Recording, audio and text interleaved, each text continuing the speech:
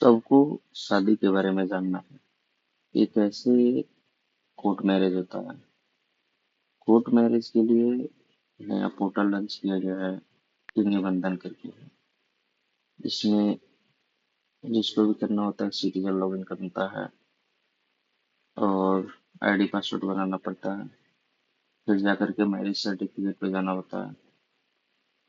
जब marriage certificate पे जाया जाता है तो उसके बाद अपना आईडी पासवर्ड डालना होता है।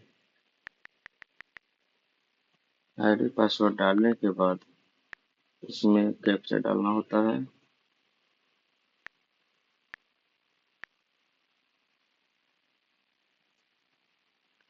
कैप्चा डालने पर इसमें आता है मैरिज।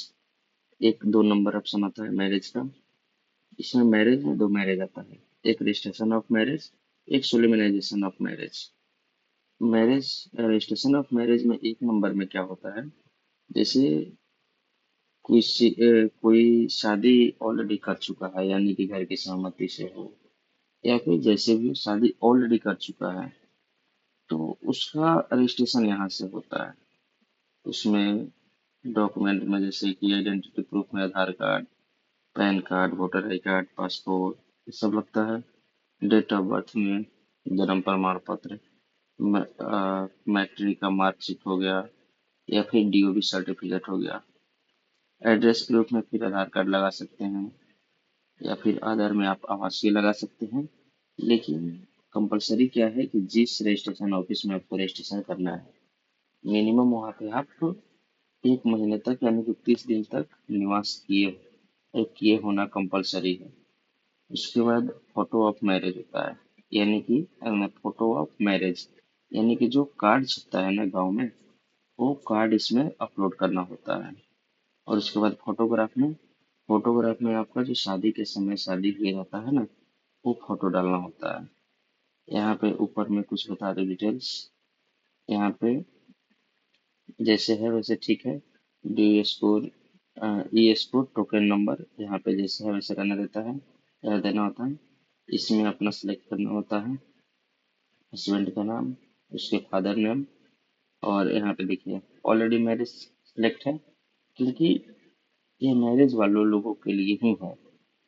अच्छा, आगे बढ़ने के बाद आपको दूसरा बता दूं, सोलोमनाइजेशन ऑफ मैरिज में इसमें न्यू रिक्वेस्ट पे जब कर कीजिएगा तो न्यू रिक्वेस्ट पे जैसे ही करेंगे तो इसका जो खुल कर आएगा, इसमें आप अपना नाम पता डालेंगे। जो भी नाम पता हो नाम पता डालेंगे। मैरिज में देखिए यहाँ पे आ गया ना, डाइवोर्स करके आ गया, अनमैरिज हो गया, या फिर उधर हो गया। जैसे कि किसी का शादी नहीं हुआ है तो उससे करेगा, कोई डाइवोर्स लेकर के आपसे शादी कर रहा है तो उसका इसी में होगा। और जो एक नंबर पे था उसमें जब होगा तो जिसका शादी हुआ है उसी का होगा। इसमें अनमैरिज करेंगे, प्रोफेशन में जो आप करते हैं, या फिर अदर कर देंगे, आधार नंबर डालेंगे, डेट ऑफ बर्थ डालेंगे। एज बाय डिफॉल्ट सेलेक्ट कर लेता है। लेकिन इसमें कंपलसरी क्या है कि लड़की को 18 प्लस होना चाहिए, यानी कि 18 वर्ष से ऊपर होना कंपलसरी है। और लड़का को 21 वर्ष से ऊपर होना कंपलसरी है। तो इसमें अपना एड्रेस डालेंगे लोकल, जहाँ पे है, और अपना डिस्ट्रिक्ट डालेंगे, जिस डिस्ट्रिक्ट से हो। जैसे कि मैं मोतिहारी से हूँ, मोतिहारी सेलेक्ट किया। यहाँ पे जितने रजिस्ट्री ऑफिस होगा, यानी कि रजिस्ट्री ऑफिस का मतलब जहाँ पे आप लोगों का दस्तावेज जो लिखाता है, जमीन लिखा पड़ी होता है, वो जहाँ पे होगा, यानी कि सब अनुमंडल जो होता है वहाँ पे मतलब सेलेक्ट करना होगा। तो इसमें से जो आपका हो, जैसे कोई भी डिस्ट्रिक्ट सेलेक्ट करेंगे, जो भी डिस्ट्रिक्ट सेलेक्ट करेंगे, जैसे अरवल की है तो इसमें एक ही है। या फिर आप यहाँ पे मानकर चलते हैं मुजफ्फरपुर, तो मुजफ्फरपुर में देखिए चार पांच, कितना है, 1 2 3 4 5, 5 गो अनुमंडल है। और 5 जगह इसमें रजिस्ट्री होता है, यानी कि जो आपसे नियरेस्ट हो। जैसे मान लीजिए मैं मोतिहारी से कर रहा हूँ, मोतिहारी से मान लीजिए मैं अरेंज करता हूँ, ठीक है। इसमें पुलिस स्टेशन अपना डालिए, पिन कोड डालिए, मोबाइल नंबर डालिए, ईमेल आईडी कंपलसरी नहीं है। और ड्यूरेशन ऑफ स्टे, यानी कि आप वहाँ पे कितने दिन से निवास कर रहे हैं। तो जैसे मान लीजिए कि आपका जो डेट ऑफ बर्थ डाले, तो डेट ऑफ बर्थ में आपका एज आ गया 22 ईयर्स। जैसे 22 वर्ष आया, यहाँ पे 22 लिखेंगे, 22 करेंगे और मंथ में 00 कर देंगे। और फिर यहाँ पे यस करेंगे। जो ऊपर का डाटा फिल होगा वो परमानेंट एड्रेस बन जाएगा। उसके बाद आइडेंटिटी प्रूफ में आधार कार्ड अपलोड करेंगे और डॉक्यूमेंट नंबर में आधार नंबर डालेंगे। डीओबी सर्टिफिकेट के लिए आपका जन्म प्रमाण पत्र होगा, मैट्रिक का मार्कशीट होगा या सर्टिफिकेट होगा या फिर पैन कार्ड होगा। ये तीनों में से कोई लगा सकते हैं। और जैसे कि पैन कार्ड लगाएंगे तो डॉक्यूमेंट नंबर में पैन कार्ड का नंबर डालेंगे, और डीओबी सर्टिफिकेट होगा तो फिर उस पर जो नंबर लिखा रहेगा वो रहेगा। और फिर मार्कशीट के लिए जो सीरियल नंबर होता है वो इसमें डालना होता है। और फिर अपलोड करेंगे। एड्रेस प्रूफ में फिर आप आधार कार्ड हो गया, फिर जो सारी डॉक्यूमेंट दिखा रहा है, इलेक्ट्रिसिटी, पासपोर्ट, राशन कार्ड, ये सब तो बहुत कम चांस में मिलेगा, लेकिन आधार कार्ड, वोटर आई कार्ड और आपका अदर में आप डाल सकते हैं रेसिडेंस सर्टिफिकेट, जो निवास प्रमाण पत्र बोलते हैं। तो निवास प्रमाण पत्र में जो B R double C O slash मतलब करके जो आता है डॉक्यूमेंट नंबर, वो डालना होता है। और इसमें एक सिंगल फोटो डालना होता है पासपोर्ट साइज, जो कि थोड़ा ढंग से होना चाहिए। उसके बाद सबमिट करते हैं। सबमिट करेंगे तो सेम डिटेल्स आएगा। वैसे ही लड़की का, जैसे कि मैं कुछ भी डाल देता हूँ इसमें।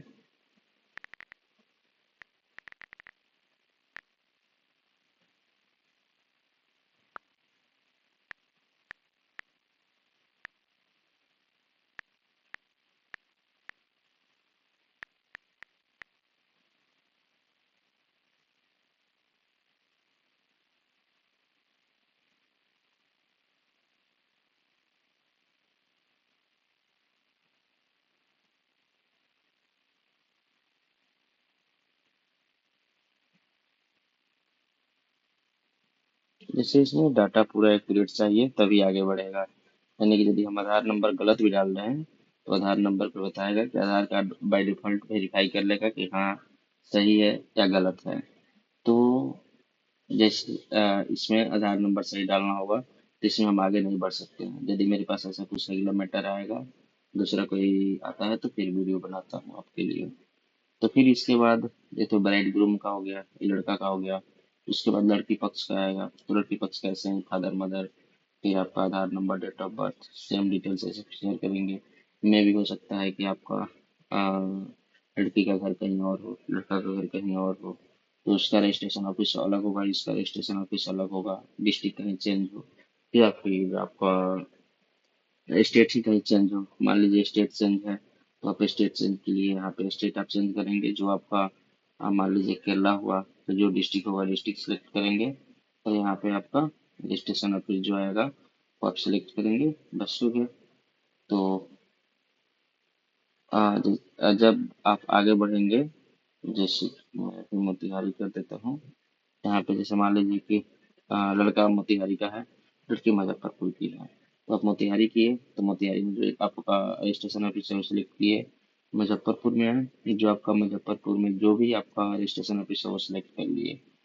तो आगे बढ़ने के बाद फिर सेम प्रोसेस, डॉक्यूमेंट आप अपलोड करेंगे। जब उससे आगे बढ़ेंगे तो पूछेगा कि आपको किस रजिस्ट्रेशन ऑफिस में शादी करना है। या तो मोतिहारी करना है यानी कि अरेराज करना है, या फिर पारो और रजिस्ट्रेशन ऑफिस में रजिस्ट्रेशन करवाना है। तो आपको ये सिलेक्ट करना है कि आप कहाँ पे करेंगे। तो आप अपने इच्छा के अनुसार देख लेंगे कि हाँ कहाँ पे करना है। अ, जो आपको नियरेस्ट लगे उसमें करेंगे। ये करने के बाद फिर आपको पेमेंट करना होगा 100 रुपये का। पेमेंट करके वेरीफाई कर देंगे। वेरीफाई करने के बाद आपको पेंडिंग फॉर वेरिफिकेशन में चला जाएगा डॉक्यूमेंट। वो वेरिफिकेशन जब हो जाएगा तो आपका रजिस्ट्रेशन काउंट होना शुरू हो जाएगा 30 डेज के लिए। उसके बाद नोटिस जनरेट होता है। नोटिस जनरेट होगा 30 दिनों के लिए। तो 30 दिनों तक आपको वेट करना है। यानी कि 30 दिन का बताता है, लेकिन लीगल तरीका से, लेकिन वो आपको 45 दिन मानकर चलिए कि 45 दिन लग जाता है। उसके बाद जैसे ही आपका नोटिस पीरियड खत्म होगा, आपको एक 350 रुपये का फिर से पेमेंट करना होता है। पेमेंट करने के बाद अपॉइंटमेंट लेना होता है। अपॉइंटमेंट जब मिल जाता है, जिस डेट में आपको अपॉइंटमेंट लेना है, आप अपॉइंटमेंट लेंगे अपनी इच्छा अनुसार। उसके बाद जाएंगे आप अपॉइंटमेंट के समय कोर्ट में। तो उस समय आपको एफिडेविट लेना होगा, एक एफिडेविट बनवाना होगा। लड़का लड़की दोनों को। फिर आपको एक फॉर्म नंबर 5 फिल करना होता है। उसके बाद आपको 3 गवाह लेकर जाना होता है, जो इंडिपेंडेंट गवाह हो, किसी को भी ले जा सकते हैं। ऐसा नहीं है कि आपके फ्रेंड जो हैं वो नहीं बन सकते हैं, आपके फादर मदर का होना कंपलसरी है, ऐसा कुछ नहीं है। कोई भी बन सकता है, आपका फ्रेंड, फादर मदर, भाई हो जाए, कुछ भी, यानी कि कहीं का भी हो, कोई भी बन सकता है गवाह। उसके बाद जैसे ही आपका ये सारी फॉर्मेलिटीज कंप्लीट होगी, उसी समय आपको सिग्नेचर करके रजिस्ट्रार के द्वारा मिल जाएगा, और लड़का लड़की को एक एक सर्टिफिकेट मिल जाता है। जब यही प्रोसेस है। और रही बात, यदि आपको कहीं दिक्कत हो तो आप पूछ सकते हैं। ऐसा शादी मैं बहुत सारी करवा चुका हूँ। यदि आपको करवाना हो तो जरूर कॉल करिए।